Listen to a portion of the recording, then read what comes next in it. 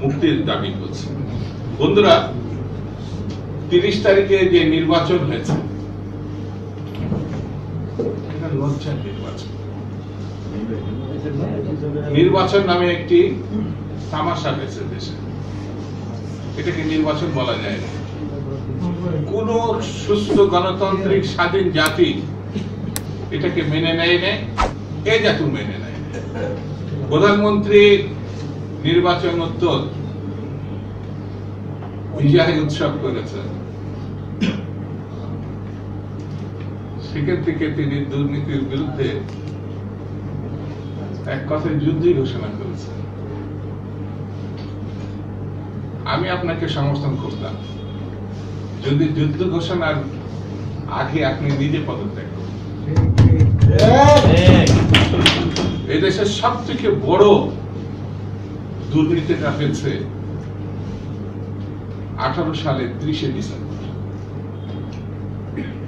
এই ভোট ডাকাতি বলেন, ভোট চুরি বলেন, এই এরকম একটি দুর্নীতিকে আপনি যারা জায়েজ করে তারা কোন দুর্নীতির বিচার করতে পারবে এবং দুর্নীতি বাদ দিতে পারবে, এটা আমরা মনে করি। আপনি গণতন্ত্রের আয়নায় নিজেকে দেখেন প্রধানমন্ত্রী, আপনাকে এই অনুরোধটা করবো। আমি বেশি কথা আজকে বলবো না, কারণ সবারই একটু তাড়া আছে দেখছি। গণতন্ত্রের আয়নায় আপনি নিজেকে দেখলে বুঝবেন আপনি স্বৈরতান্ত্রিক একটি ব্যবস্থার প্রধানমন্ত্রী। এই চেহারা গণতন্ত্রের সঙ্গে যায় না, 71 সালের মুক্তিযুদ্ধের সঙ্গে যায় না। ভোট তো 30 তারিখে হয় না, ভোট হয়েছে 29 তারিখের মধ্যরাতে।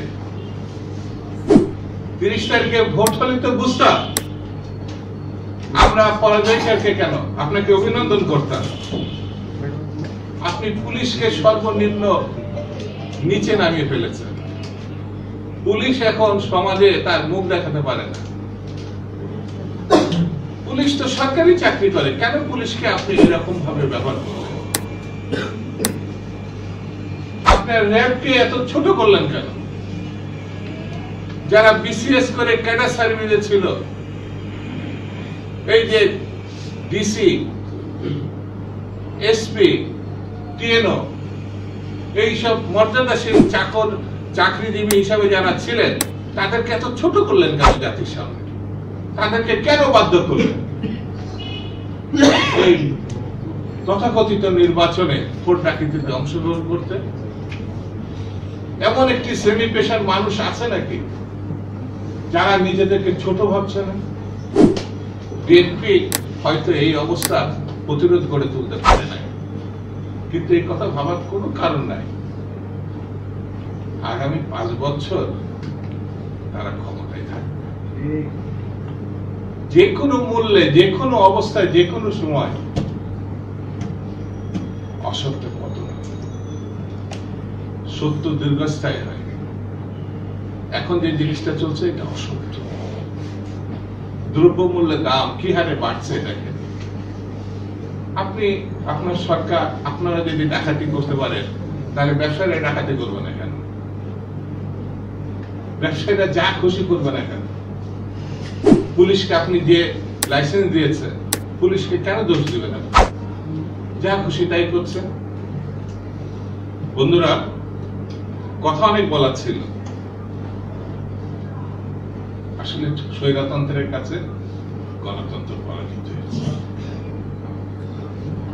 কিন্তু এটা সার্বজনীন, দীর্ঘকালীন চলতেই থাকবে এই কথা ঠিক না। গণতন্ত্রের কাছে একসময় স্বৈরতন্ত্র পতন ঘটে, এবং সেটি আমি দিন তারিখ বলবো না। এই দেশে আইয়ুব খান থাকে না, ইয়া খান থাকে না, অনেক ব্যক্তি থাকে। নাম বললে তো আপনারা কষ্ট পাবে, অনেক নাম আমরা বলছি না, সেই নামগুলো এখন বলছি না। গণতন্ত্র হত্যা করে কেউ কখনো টিকে থাকতে পারে না, এটা আপনি নিজেও জানেন। সেই জন্য সর্বশেষ কথাটি হচ্ছে উঠে দাঁড়াতে হবে। উঠে দাঁড়ানো মানেই বেঁচে থাকা, উঠে দাঁড়ানো মানেই হচ্ছে মর্যাদার সঙ্গে বেঁচে থাকা, উঠে দাঁড়ানোই মানে গণতন্ত্র, উঠে দাঁড়ানোই মানে মুক্তিযুদ্ধের চেতনাকে ধারণ করা, উঠে দাঁড়ানো মানে নিজেকে শহীদ জিয়ার প্রতিনিধি হিসাবে নিজেকে ভাবতে শেখা। এই জানুয়ারি পরে ফেব্রুয়ারি, 52 ফেব্রুয়ারি কথা মনে নেই? তখন অনেকে মনে করেছিল ফেব্রুয়ারি ছাত্রদের গুলি করে মেরেছি, আরে কি কাজ করেছি, কি অহংকার।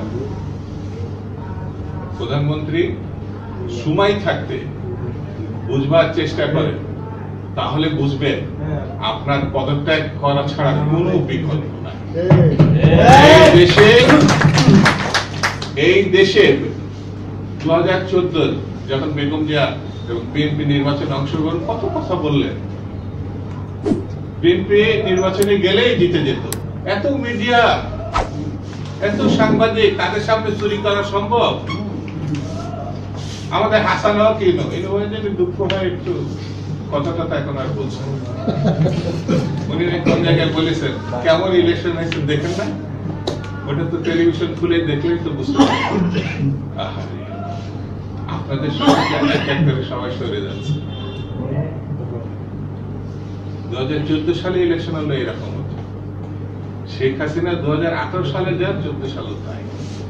এটা তো আমরা পুরো প্রমাণ করিনি, তিনি প্রমাণ করেছেন। সেহেতু আওয়ামী লীগ বলে দেশে কিছু এখন নাই। এখন আছে পুলিশ, এখন আছে প্রশাসন, এখন আছে র্যাব।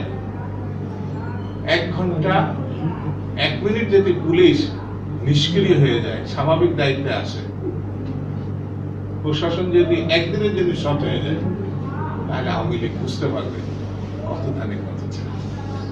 আসলে তারা আওয়ামী লীগকে শুধু গণতন্ত্র হয়নি মানে হত্যা করেনি, তারা আওয়ামী লীগকেও ধ্বংস করেছে। আওয়ামী লীগ এমন একটি দল যারা এখন নির্বাচন করতে ভয় পাচ্ছে, যারা নির্বাচন কমিশন, পুলিশ, প্রশাসন ছাড়া এখন চলতে পারছে না। সেই জন্য বন্ধুরা আসুন ঐক্যবদ্ধ হয়ে এবং গণতন্ত্র পূর্ণ প্রতিষ্ঠার জন্য তৈরি হয়ে সবাইকে ধন্যবাদ। খুদা হাফেজ।